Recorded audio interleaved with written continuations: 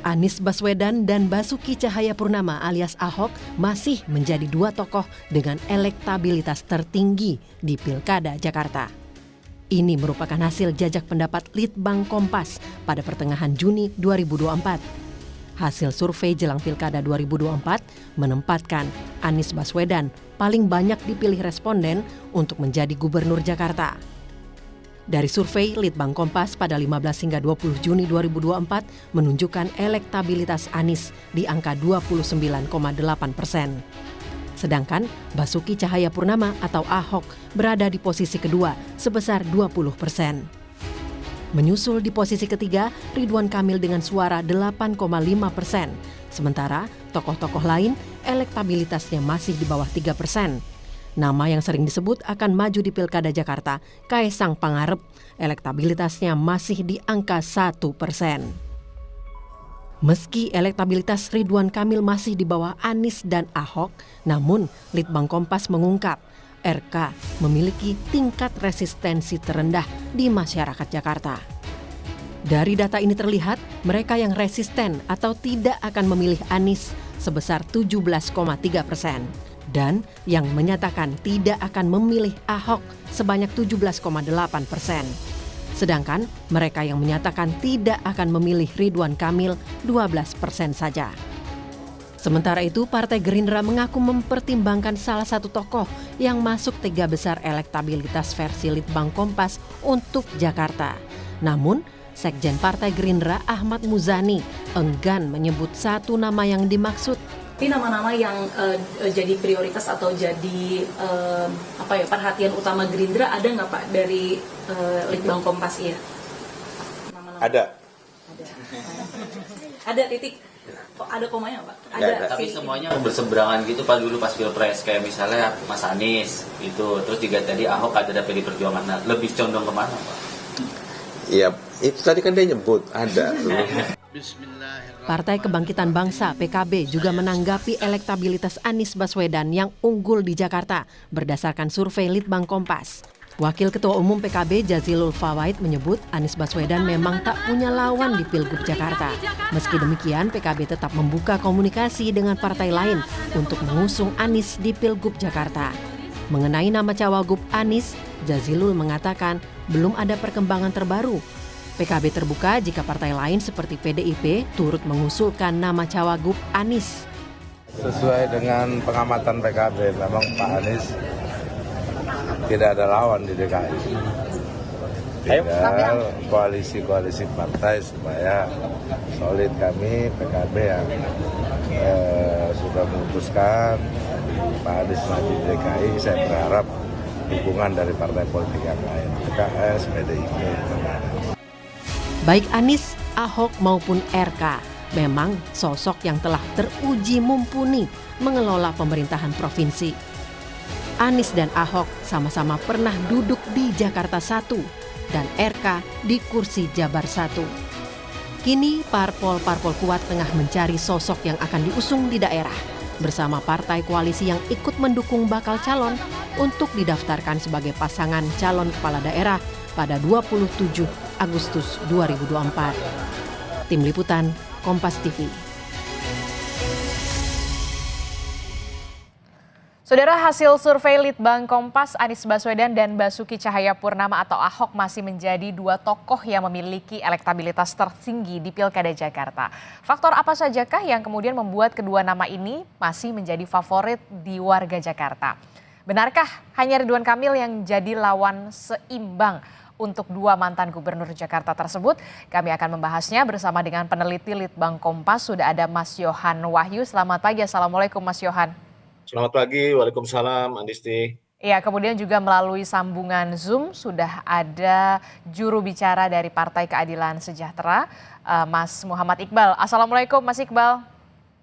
Waalaikumsalam Mbak Disti, selamat pagi Mas Johan semuanya. Selamat pagi, Mas Iqbal. Iya, nanti juga akan bergabung menyusul ada juru bicara Badan Pemenangan Pilkada dari PDI Perjuangan Mas Ciko Hakim dan juga dari Partai Golkar ya. Tapi nanti keduanya akan menyusul bergabung bersama dengan kita untuk berdialog bersama. Saya ke Mas Yohan dulu. Mas Yohan, ini kan kalau Ya. kita lihat ya, memang Litbang Kompas ini di pekan ini meneropong Pulau Jawa soal elektabilitas mulai dari Jakarta, Banten, Jawa Barat, hari ini Jawa Tengah, besok Jawa Timur. Nah, saya ingin menanyakan nih yang wilayah Jakarta.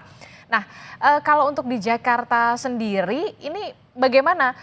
Kan kita melihat ya nama Anies Baswedan dan juga Basuki Cahayapurnama ini namanya masih top of mind lah, masih teratas. Apakah kedua nama ini masih melekat kinerjanya selama menjabat sebagai gubernur dulu ini masih melekat di hati warga Jakarta, Mas Yohan?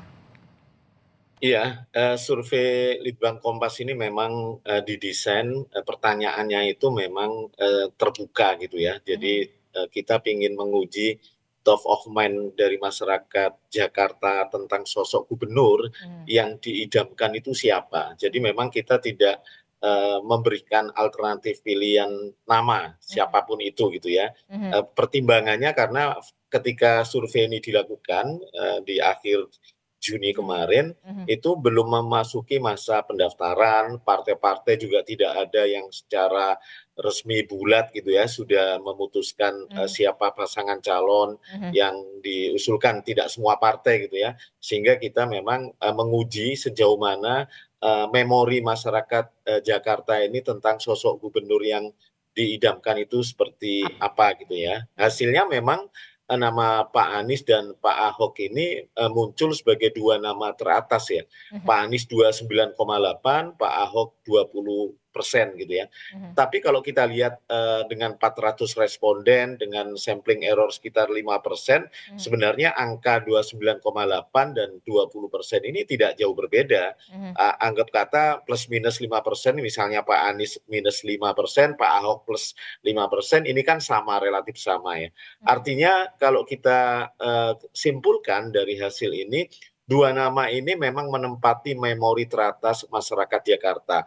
Pertimbangannya kalau kita lihat dari hasil survei di analisis prostabulasi itu, memang rekam jejak sebagai mantan gubernur Jakarta lebih banyak mempengaruhi jawaban responden ya tentang sehingga muncul nama Pak Anies dan Pak Ahok. Yang kedua, dua nama ini adalah mantan gubernur dan mantan kontestan pilkada terakhir di Jakarta 2017. Keduanya memiliki porsi atau kuali pemilih yang relatif fanatik gitu ya. Jadi Pak Anies punya pemilih loyal yang relatif jumlahnya besarannya itu tidak jauh berbeda juga dengan Pak Ahok gitu ya. Kalau kita lihat di hasil survei dari kelompok responden itu 39% itu pasti memilih Pak Anies jika Pak Anies maju jadi gubernur, jadi calon gubernur di Pilkada November nanti. Hal yang sama, 34,5% responden itu juga akan pasti memilih Pak Ahok jika Pak Ahok maju di Pilkada November nanti. Artinya memang kedua sosok ini punya pemilih loyal yang relatif sama. Tapi menariknya keduanya juga punya potensi resistensi yang sama, Adisti. Jadi Pak Anies misalnya 17% itu tadi disampaikan Adisti ya, itu tidak akan memilih Pak Anies. Hal yang sama 17% dari responden juga tidak akan memilih Pak Ahok. Ketika kita analisis resistensi ini memang ada hubungan yang kuat ya, relasi yang kontra yang relatif kuat antara pemilih Pak Anies dan pemilih Pak Ahok. Mereka yang resisten terhadap Pak Anies itu ya pemilih Pak Ahok. Hal yang sama, mereka yang resisten terhadap Pak Ahok itu pemilihnya Pak Anies. Jadi memang terjadi hubungan yang kuat gitu ya antara Pak Anies dan Pak Ahok ini dari sisi kuali dari para pemilihnya masing-masing ini. Sementara kalau kita lihat nama-nama lain, misalnya di posisi ketiga, Pak Ridwan Kamil itu 8,5%. Artinya tidak ada lagi tokoh yang di atas 10% selain Pak Anies dan Pak Ahok untuk menjadi gubernur Jakarta berdasarkan memori masyarakat Jakarta gitu ya di hasil survei ini. Itu saya pikir itu menjadi temuan utama dari survei Litbang Kompas terkait Pilkada Jakarta ini, Adisti. Nama yang teratas top of mind-nya adalah nama Anies Baswedan dan juga Basuki Cahayapurnama yang kalau kita lihat memang keduanya ini merupakan pemimpin Jakarta pada eranya begitu ya. Dan ternyata kinerja dari kedua tokoh ini masih melekat di hati warga Jakarta ini tampaknya. Saya ke Mas Iqbal dulu deh. Mas Iqbal, respon Anda bagaimana melihat nama Anies Baswedan ini bisa dikatakan masih moncer, masih ada di atas angin. Lalu bagaimana dengan nama Sohibul Iman? Masih mantap ataukah kemudian masih bisa diotak-atik sebenarnya? Mas Iqbal? Ya, saya kira memang terbukti bahwa pilihan PKS itu tepat karena memang terbukti elektabilitas Mas Anies dengan pertanyaan terbuka itu saja sudah sangat tinggi. Apalagi pertanyaan tertutup nih, misalnya hanya 2 nama atau 3 nama. Iya. Kami yakin bisa menembus lebih dari 50%. Kedua, Sohibul Iman memang belum masuk dalam top of mind karena memang surveinya bulan Juni ya. Dan itu kan belum ada info bahwa rencana akan maju. Rata-rata nama-nama yang muncul itu kan nama-nama yang pernah memasang atau declare gitu ya akan maju. Jadi memang kami melihat bahwa Mas Anies ini memang cukup besar peluangnya menang di Jakarta. Kenapa? Karena Ahok dulu bisa hampir mengalahkan juga itu karena dukungan Pak Jokowi. Dan sekarang beliau tidak didukung Jokowi, bahkan berseberangan dengan Pak Jokowi. Kira kekuatannya tidak sebesar dulu. Dan yang ketiga juga Pak Ridwan Kamil udah memang yang paling resisten itu apa? Supporter sepak bola. Ini harus jadi pertimbangan karena apa? Karena Jakarta ini markasnya pendukung yang berseberangan dengan yang didukung Pak Ridwan Kamil. Jadi itu juga jadi faktor menurut saya beberapa analisa para pengamat ya. Jadi saya melihat bahwa kalau Mas Anies dipasangkan dengan Sohibul Iman ini akan menjadi kekuatan yang cukup besar. Akan menjadi kekuatan yang besar. Tapi juga kemudian yang harus dipikirkan adalah kawan koalisinya siapa. Karena belum ada golden ticketnya juga Mas Iqbal sampai saat ini. Ya semua calon juga kan belum ada golden ticketnya. Ya. Tapi kami sudah berkomunikasi, sudah ada lampu hijau, kode alam untuk bisa declare pasangan aman Anies Sohibul Iman. Oke, baik. Saya ke Mas Chiko. Mas Chiko, belum ada satu partai politik pun yang punya golden ticket termasuk dengan PDI Perjuangan, walaupun kita melihat nama Ahok Basuki Cahayapurnama ini ada di posisi kedua yang tampaknya warga Jakarta ini masih melekat ya kan dengan kinerja Ahok pada saat memimpin Jakarta. Apakah PDI Perjuangan mempertimbangkan hasil survei Litbang Kompas ini? Kami dari PDI Perjuangan sebenarnya sudah mengira bahwa hasil survei Litbang Kompas akan keluar seperti itu. Karena kami juga melakukan survei, ya kan, menggunakan lembaga-lembaga yang kredibel. Juga dari internal kami juga punya lembaga survei internal. Pada prinsipnya memang selalu Anies Ahok atau Ahok Anies dan kemudian baru Ridwan Kamil gitu dalam hasil survei tersebut. Jadi ini bukan suatu hal yang mengagetkan. Sejak awal memang sudah begitu. Tapi kan kita tidak hanya bicara soal elektabilitas, kita bicara soal Jakarta yang membutuhkan 50% plus 1 ketika harus menang ya. Tidak bisa juga cukup di 35%, kemudian yang lainnya 2 calon lain umpamanya 33, 32, kemudian kita menangkan nggak begitu. Jadi artinya ada hitung-hitungan lain di situ. Tingkat penerimaan partai politik juga harus kita ingat bagaimana partai politik yang akan kita ajak kerjasama karena belum ada yang punya golden ticket tadi, akankah menerima calon yang kita usung, siapapun itu, bisa Ahok, bisa Pak Jarod, bisa Pak Andika, bisa Bu Risma, dan bisa Bu Sri Mulyani. Tapi saya melihat hasil survei ini sebenarnya belum fix, artinya belum bisa dikatakan siapapun yang menduduki posisi teratas itu akan dipastikan menang. Karena belum ada yang mencapai 50% lebih gitu ya.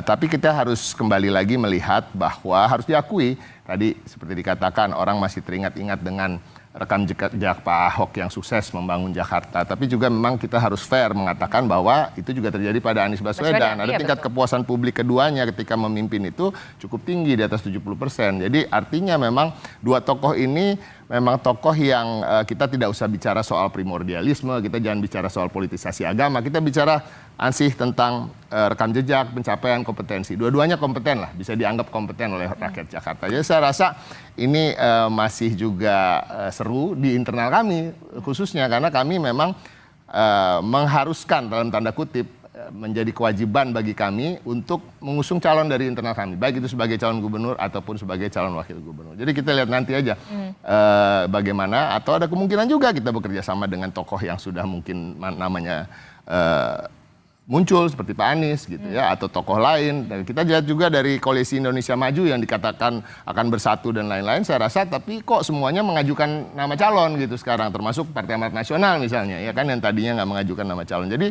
sampai sekarang sebenarnya semua masih cair, dan mudah-mudahan dalam waktu dekat PDI Perjuangan bisa mengerucutkan nama yang terbaik untuk memimpin Jakarta dan mensejahterakan rakyat. Tapi kalau untuk PDI Perjuangan sendiri memang kan juga butuh kawan koalisi begitu. Betul. Ya. Kita melihat juga ada informasi nih, ada komunikasi juga PDI Perjuangan dengan Partai Kebangkitan Bangsa. Benarkah demikian? Apakah juga akan membahas soal duet koalisi ini di Pilkada Jakarta? Memang kita menjalin komunikasi dengan semua partai politik. Tidak semua partai? Untuk kemungkinan ya, baik itu yang dikatakan panggung depan atau panggung belakang dalam tanda kutip. Termasuk saya yakin dengan Partai Keadilan Sejahtera, karena di parlemen tentunya senior-senior saya dari PDI Perjuangan, pengurus-pengurus DPP sering berkomunikasi dengan pengurus-pengurus DPP dari PKS. Gitu. Jadi bukan hanya PKB, juga PKS dan lain-lain, dan juga kemungkinan-kemungkinan untuk bekerja sama misalnya mungkin dengan memasangkan Pak Anies dengan calon wakil gubernur dari kita gitu, atau calon gubernurnya kita, calon wakil gubernurnya Pak Sohibul Iman gitu ya kan, Mas Iqbal ya kira-kira gitu ya. Tapi semuanya masih cair, saya rasa semuanya masih cair karena memang waktu masih panjang, tapi memang kita lihat akan sangat menarik apabila terjadi rematch gitu ya antara Pak Anies maupun Pak Ahok. Kan sangat disayangkan kan keduanya karena aturannya membuat mereka tidak bisa bersatu bersama ya. Kalau bisa mungkin ya agak bisa melenggang lah gitu ya kira-kira ya. Tapi kita lihat lagi nanti, dan juga ada faktor Kaisang walaupun hanya mendapatkan sekian persen. Oh, 1 ya gitu. Jadi ya itu kan memang dapat diduga juga karena rakyat Jakarta ini kan tingkat pendidikannya agak lebih tinggi dari daerah-daerah lain gitu ya, dan cukup kritis gitu terhadap kinerja pemerintah pusat gitu misalnya kan. Kaisang juga selalu dikaitkan dengan sebagai anaknya Presiden Jokowi. Jadi intinya saya rasa hasil survei Litbang Kompas itu nggak terlalu mengagetkan, semua juga akan mengira seperti itu. Kira-kira. Jadi sudah sesuai dengan ekspektasi ya, walaupun memang angkanya masih bisa berubah. Karena angkanya masih bisa berubah, kemenangannya juga masih bisa ngangkat lagi yang di bawah bisa ke atas, cuma kalau yang 1% kayaknya susah. Oke, baik. Oke, tapi begini loh Mas Ciko, semuanya masih bisa terjadi begitu kan. Kita akan lihat bagaimana politik ini masih dinamis, masih cair begitu sampai nanti bulan Agustus dan juga November mendatang. Nah, dari minggu kemarin tampaknya ini Mas Ciko ini kalau diundang ke Kompas TV sudah ada sinyal-sinyal ke PKS sebenarnya. Sebenarnya kalau PKS sendiri bagaimana ini untuk panggung depannya sendiri PKS dan juga PDI Perjuangan sendiri? Saya sebenarnya betul-betul menantikan ada pertemuan antara PDIP dan juga PKS ini Mas Iqbal. Ya, saya kira memang semua masih dinamis, tetapi untuk Jakarta, DPP PKS sudah memutuskan bahwa nama yang kami usung adalah Anies Sohibul Iman, atau singkat dengan Aman.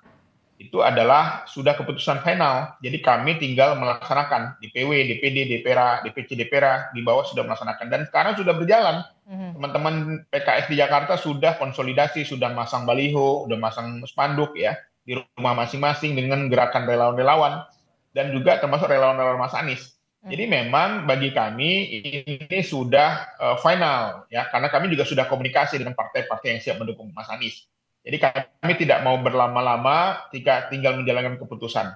Karena apa? Karena kami juga punya datanya, kami juga sudah riset, kami juga sudah observasi bahwa pasangan Anies Sohibul Iman ini akan menjadi pasangan yang sangat dahsyat, sangat kuat untuk memenangkan pilkada di Jakarta. Oke, tapi kawan koalisinya siapa? Itu kan yang masih menjadi pertanyaan kita semua, Mas Iqbal. Iya, sabar. Dengan pasangan Anies Sohibul Iman itu. Sekarang. Karena kami sudah bicara, kan ada partai-partai yang tidak ingin dipublish gitu ya. Tetapi kami sudah sepakat untuk mengusung pasangan Anies Sohibul Iman ini, dan cukup kursinya. Jadi kami bukan sekedar publish tanpa kuda-kuda gitu ya. Jadi kami sudah berkomunikasi ya, bahkan sudah ada yang deklarasi juga di tingkat wilayahnya, dan kami optimis ya kemenangan itu akan kembali kita raih. Kenapa? Karena tadi di Jakarta ini adalah basis teritorial PKS. Sejak sebelum ada Pak Anies juga PKS sudah menang di 2004 gitu loh, pernah menang gitu. Dan ini menjadi salah satu juga menjadi modal sosial dan modal kapital kami, bagaimana apalagi yang diusung itu adalah kader atau pimpinan PKS. Tentu saja militansi kader PKS ini akan sangat dahsyat untuk berjuang siang dan malam memenangkan pasangan ini. Oke. Kalau kita lihat ternyata tampaknya masih kekeh nih ya, PKS ini nggak mau diotak-atik pasangan Aman, Anies Sohibul Iman begitu ya. Nah gimana nih PDI Perjuangan harus mencari plan B semacam apa begitu untuk kawan koalisi? Selalu ada plan A, plan B, plan C gitu ya. Dan saya juga meyakini apa yang disampaikan oleh Bung Iqbal tadi, ya memang ada benarnya, memang sudah menjadi keputusan yang final. Tapi kan masalah apa yang diinginkan oleh partai-partai lain yang dikatakan tadi sudah diajak untuk berkoalisi kan kita nggak bisa mengatur 100% gitu. Jadi saya rasa masih selalu ada kemungkinan, politik itu kan dinamis. Jadi pada prinsipnya tapi sampai hari ini PDI masih direpotkan dalam tanda kutip untuk bagaimana mengerucutkan satu nama yang pantas untuk bisa menjadi pemimpin di daerah khusus Jakarta ke depannya. Jadi biarkan kami bekerja dulu di situ sambil menjalin komunikasi dengan yang lain. Nanti setelah kita mengerucutkan nama dan mendeklar siapa yang akan memajukan sebagai calon gubernur ataupun sebagai calon wakil gubernur, itu kan tergantung nanti bagaimana pembicaraan dan kerjasama politik dengan partai politik lain. Namun tentu setelah ada survei Litbang Kompas itu juga semakin menekankan bahwa memang Ahok pantas untuk dipertimbangkan sebagai prioritas untuk maju dan kita bisa menciptakan poros ketiga misalnya kalau memang tidak bisa bekerja sama dengan tokoh-tokoh atau koalisi yang sudah ada. Ahok pantas dipertimbangkan kalau kita melihat survei Litbang Kompas yang menempatkan nama Ahok ini di posisi kedua begitu ya setelah nama Anies Baswedan di posisi pertama. Termasuk juga nama usulan ini sudah dikantongi dan sudah masuk ke Ibu Ketua Umum. Betul, ada beberapa nama yang kalau nggak salah beberapa hari lalu senior saya Eriko Sitarduga sudah menyampaikan bahwa ada 4 nama dari internal dan 1 nama dari eksternal yang sudah mengerucut. 4 nama itu ya ada Pak Ahok, ada Pak Jarot, ada Pak Andika, dan Ibu Risma. Dan 1 nama yang dari eksternal itu tadi yang itulah calon yang diusung oleh Mas Iqbal tadi. Mas Anies Baswedan ya begitu ya. Jadi sudah ada mengkerucut ke 4 nama dari kader internal, kemudian ada 1 eksternalnya itu nama Anies Baswedan yang kita tahu sampai dengan hari ini elektabilitasnya masih unggul telak di Jakarta walaupun memang belum mencapai 50% begitu ya Mas Ciko, Mas Iqbal. Saya ke Mas Yohan. Mas Yohan, ini kalau kita melihat kan ya, yang menarik di sini juga tidak hanya soal Anies Baswedan, kemudian ada Basuki Cahayapurnama, tapi juga ada celah sosok baru.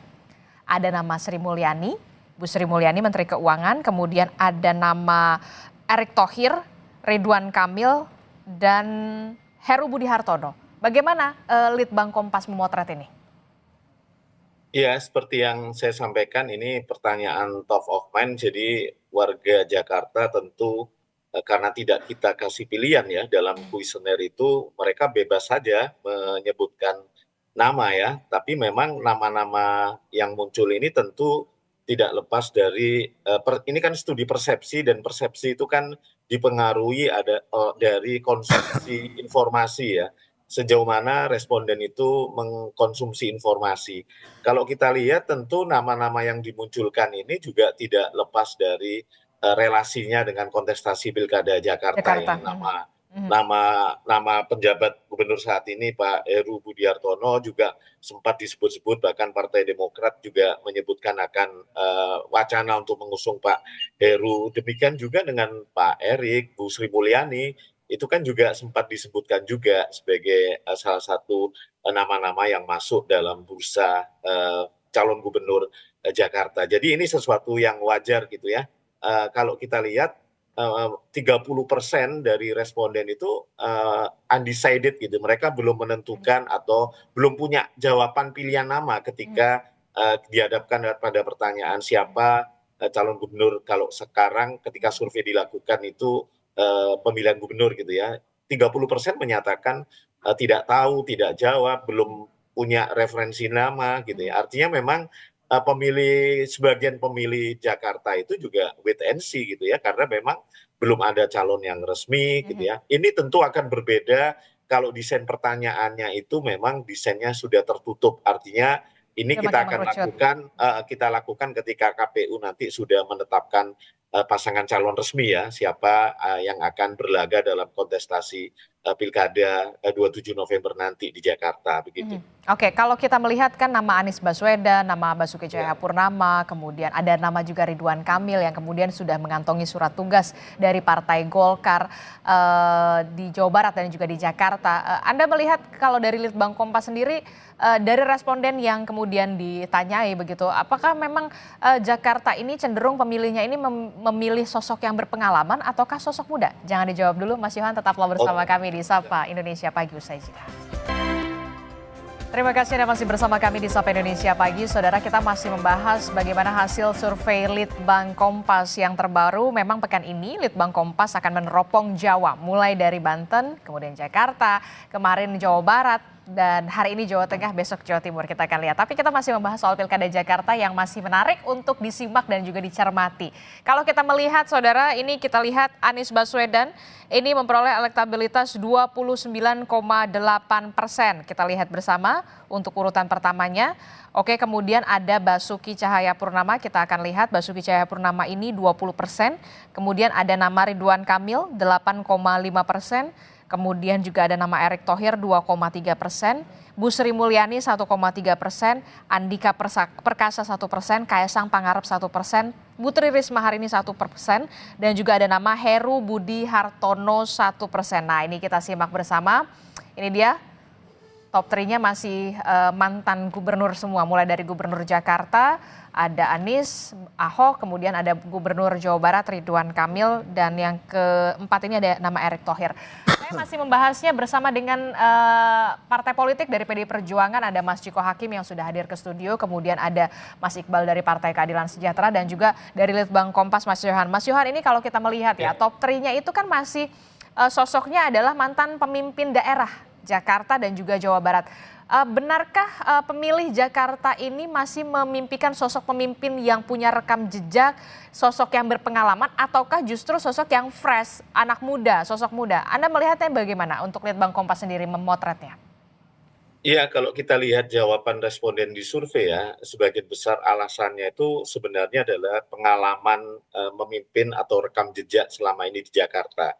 Itu juga terlihat ketika kelompok pemilih responden yang memilih Pak Anies, itu kenapa milih Pak Anies? Ya rekam jejak kinerja selama menjadi gubernur. Menariknya, hal yang sama juga dikemukakan oleh pemilih Pak Ahok ya, yang juga cenderung alasannya lebih banyak karena kinerja Pak Ahok selama menjadi gubernur sebelum Pak Anies. Jadi memang kalau kita lihat alasan-alasan yang relatif lebih rasional itu ya, karena sesuatu yang dirasakan oleh pemilih itu kan menjadi karakter pemilih-pemilih rasional. Dan di Jakarta ini saya pikir Bang Ciko tadi juga sudah menyebutkan bahwa pemilih Jakarta yang relatif dari segi pendidikan relatif menengah ke atas gitu ya. Kemudian secara kalkulasi pilihan politiknya itu cenderung lebih banyak pada apa yang sudah mereka dapatkan ketika mereka memilih seseorang untuk dipilih di kontestasi politik ya.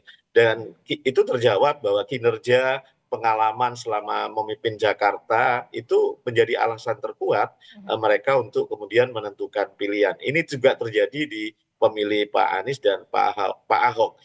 Sementara kalau kita lihat juga pengalaman yang sama itu juga disampaikan oleh mereka yang memilih Pak Ridwan Kamil ya. Jadi kalau kita lihat sebagai 3 teratas dalam survei, ini kan memang ketiga-tiganya ini kan mantan gubernur ya, mantan kepala daerah yang tentu juga sudah punya rayap prestasi selama memimpin daerahnya, punya rekam jejak, punya keunggulan gitu ya, selama punya legacy selama memimpin wilayahnya, itu sedikit banyak menjadi pertimbangan pemilih dalam menentukan pilihan ya. Jadi memang bukan semata-mata misalnya isu usia muda atau yang senior gitu, tidak ya. Kalau kita lihat kan nama-nama yang muncul justru dari generasi yang di atas 50 tahun gitu ya. Tidak ada nama sosok yang milenial gitu ya yang disebutkan dari memori masyarakat Jakarta. Jadi memang bisa dikatakan bukan berarti tidak mementingkan faktor muda ya, tapi kalau kita lihat keinginan warga Jakarta itu sosok yang punya pengalaman lah yang lebih dibutuhkan warga Jakarta 5 tahun ke depan gitu. Oke, jadi bisa dikatakan line up-nya adalah pemilih warga Jakarta ini memimpikan atau menginginkan sosok yang berpengalaman lah yang kemudian bisa memimpin Jakarta selama 5 tahun mendatang begitu ya kalau bisa dilihat ya Mas Yohan ya. Menarik sekali, saya juga sudah melihat ada Wakil Ketua Umum dari Partai Golkar, ada Bang Doli Kurnia. Selamat pagi, Assalamualaikum Bang Doli, selamat bergabung. Waalaikumsalam warahmatullahi wabarakatuh, selamat pagi. Oke, terima kasih sudah menyempatkan waktunya untuk berdialog bersama kita di pagi hari ini Bang Doli. Bang Doli, ini menarik sekali soal Pilkada Jakarta, nama Ridwan Kamil ternyata ada di posisi ketiga dengan raihan 8,5% elektabilitasnya begitu ya dari survei Litbang Kompas. Nah tadi juga Mas Yohan mengatakan memang pemilih Jakarta ini pemilih yang rasional begitu ya, yang mengimpikan atau menginginkan sosok yang berpengalaman. Nah kalau Golkar sendiri bagaimana melihat-lihat menimbang-nimbang RK ini akan di Jakarta atau di Jawa Barat? Karena sebelumnya kemarin Jawa Barat juga nama RK ini unggul juga. Kalau saya jadi di Partai Golkar juga bingung juga nih, gimana Bang Doli? Iya, kalau Golkar sampai saat ini berpandangan sebaiknya Ridwan Kamil itu kita akan calonkan kembali di Jawa Barat. Karena apa? Nah salah satu pertimbangannya ya ini tadi kita lihat hasil survei. Kan ini kontras sekali ya kalau kita bandingkan antara hasil survei di Jakarta, hari ini Litbang Kompas, dan kemudian beberapa kali kita lihat hasil survei di Jawa Barat, termasuk terakhir kemarin yang dilakukan oleh SMRC. Ridwan Kamil itu sudah sampai 50,7%, approval ratingnya hampir 90%. Ya, bahkan disebutkan ya approval rating itu ya di Pilpres saja tidak ada yang sampai seperti itu gitu ya. Nah, jadi berdasarkan pertimbangan itu menunjukkan bahwa masyarakat Jawa Barat itu jauh lebih membutuhkan Ridwan Kamil di Jawa Barat dibandingkan dengan masyarakat di Jakarta. Kita lihat dari surveinya itu. Nah, cuman memang kami belum memutuskan secara final sampai hari ini karena sekali lagi saya mau mengatakan bahwa Golkar ini adalah bagian dari Koalisi Indonesia Maju. Kita sudah sepakat bahwa nanti kita akan juga saling mendiskusikan ya, mempertimbangkan terutama daerah-daerah strategis seperti Jakarta, Jawa Barat, atau di Jawa secara keseluruhan lah. Nanti pada akhirnya kita akan mendengarkan pandangan-pandangan juga dari teman koalisi kami di Koalisi Indonesia Maju. Oke, kalau kita lihat ya dari survei Litbang Kompas untuk Pilgub Jawa Barat memang nama Ridwan Kamil ini elektabilitasnya tertinggi begitu ya, berada di posisi teratas 36,6% Bang Doli. Kalau misalkan di Pilkada Jakarta itu 8,5%, memang agak timpang begitu. Nah tadi Bang Doli juga mengatakan ya memang kalau kita lihat ya warga Jawa Barat tampaknya lebih membutuhkan Ridwan Kamil. Nah kalau Jakarta jadi siapa dong, butuh siapa dari Golkar? Nah sampai sekarang kami juga masih melakukan exercise ya. Misalnya kan kita juga belum mencabut, kita pernah kasih surat tugas kepada 3 orang. Selain Ridwan Kamil itu ada Erwin Aksa, walaupun sekarang sudah terpilih jadi anggota DPR RI, dan kemudian ada Ahmad Zaki Iskandar. Nah terakhir kami juga kemarin mengusulkan nama Yusuf Hamka ya, walaupun waktu itu respon terhadap kehadiran Pak Kaisang yang waktu itu kalau misalnya Pak Kaisang itu dicalonkan oleh PSI di Jakarta, kita menggondolkan nama Pak Yusuf Hamka. Nah Pak Yusuf Hamka ini hari ini juga nanti akan kami kasih surat tugas untuk bisa masuk dalam perhatian publik atau kemudian lembaga-lembaga survei nanti dalam 40 hari ke depan ya. Kita lihat nama Yusuf Hamka. Iya, kita uji juga nanti tingkat akseptabilitasnya, kemudian tingkat popularitasnya, dan kemudian juga tingkat elektabilitasnya nanti seperti apa. Jadi kami sekarang sudah punya 4 nama ya, 1 nama baru Pak Yusuf Hamka untuk di Jakarta yang kita akan exercise.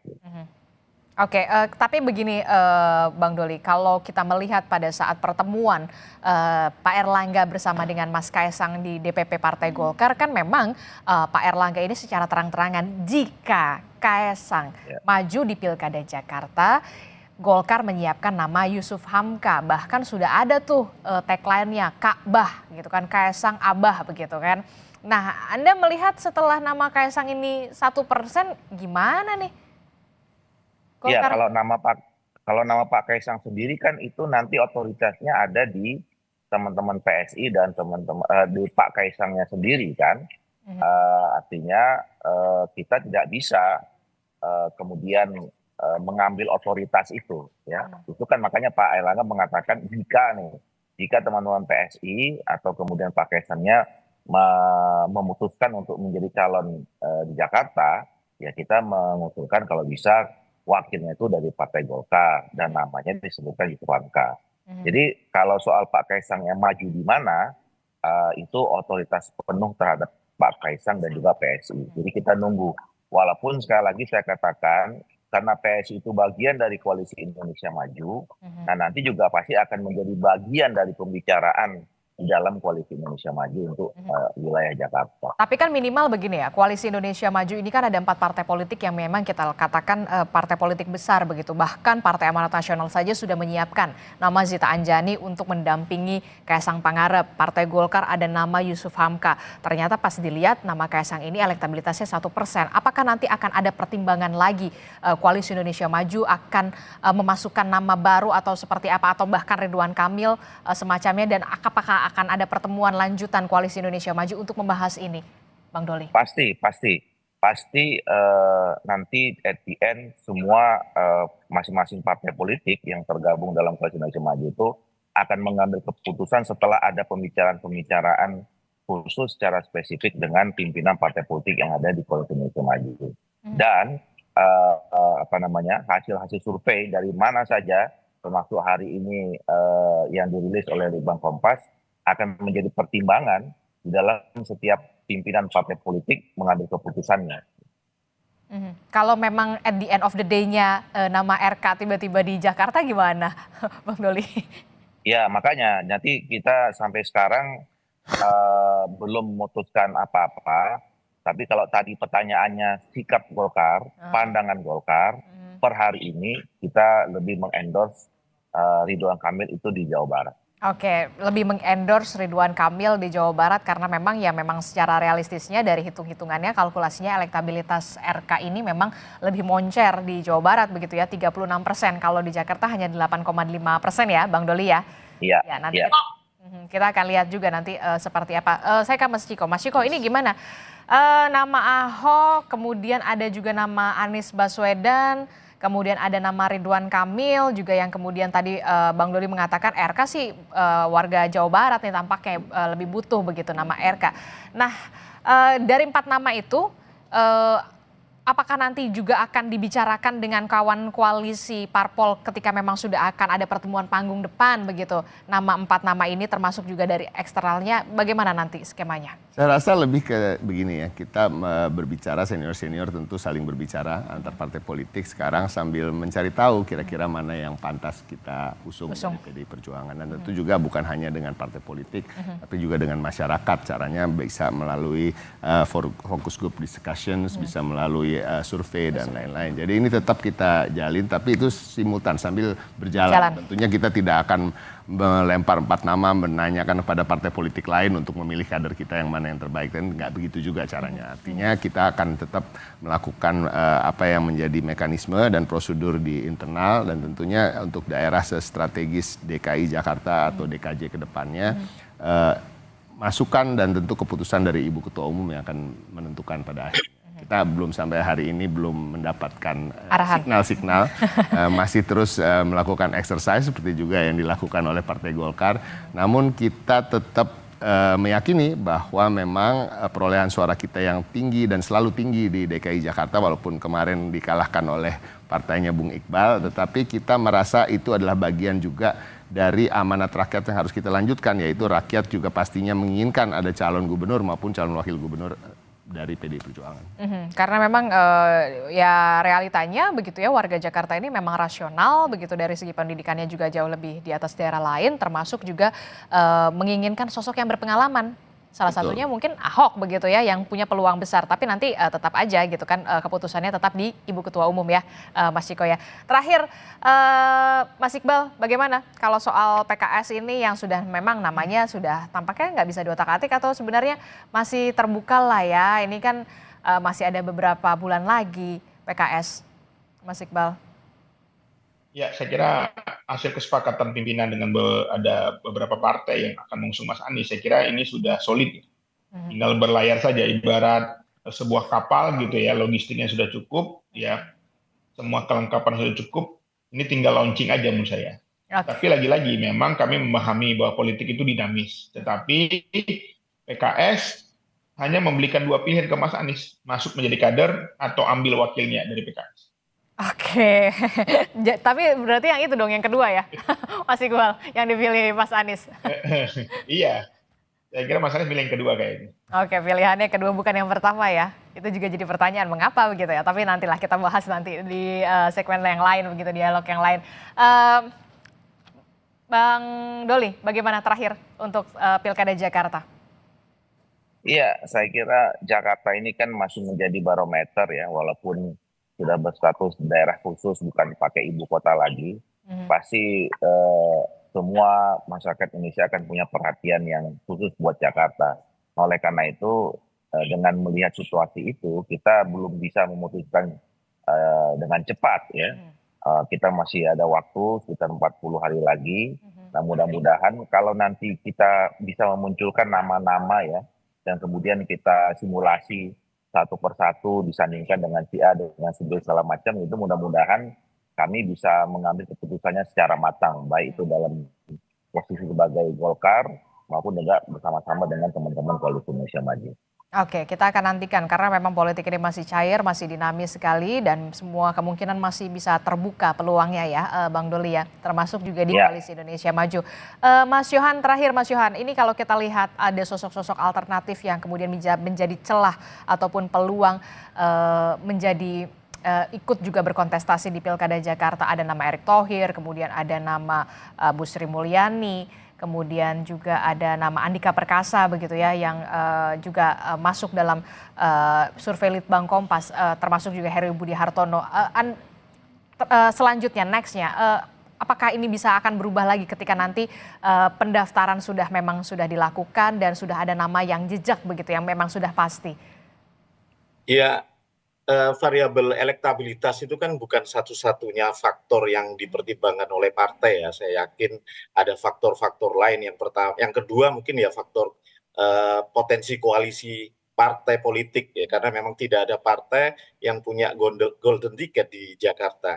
Dan variabel koalisi ini yang akan menjadi ujian bagi partai sepanjang 1 bulan ke depan ya, sebelum masa pendaftaran dibuka. Saya pikir ini yang akan menentukan apakah elektabilitas dari hasil survei itu akan dipakai atau tidak. Kan ya terserah partai akan mengajukan sosok yang elektabilitasnya tinggi atau memang sosok baru yang memang belum tercermin di survei gitu ya. Itu yang akan menentukan partai politik sendiri. Tapi tidak ada partai yang tidak ingin menang dalam proses kontestasi. Saya pikir juga akan menjadi pertimbangan elektabilitas itu. Dan jangan lupa Jakarta atau DKJ ini salah satu syaratnya 50% plus 1 itu masih berlaku. Tidak seperti pilkada-pilkada daerah lain yang sudah tidak ada ketentuan itu ya. Artinya memang jumlah poros itu akan menentukan energi yang akan dipakai partai selama running kontestasi nanti. Ketika poros itu lebih dari 2, tentu potensi putaran kedua bisa saja terjadi. Artinya itu akan menjadi pertimbangan partai juga dalam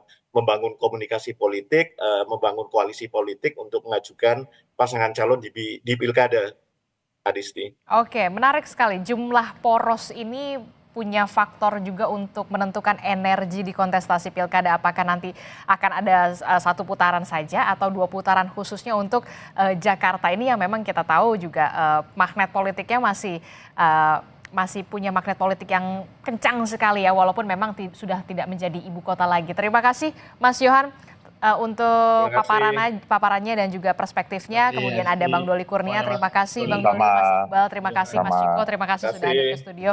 Terima kasih Bapak-Bapak, Assalamualaikum, selamat pagi.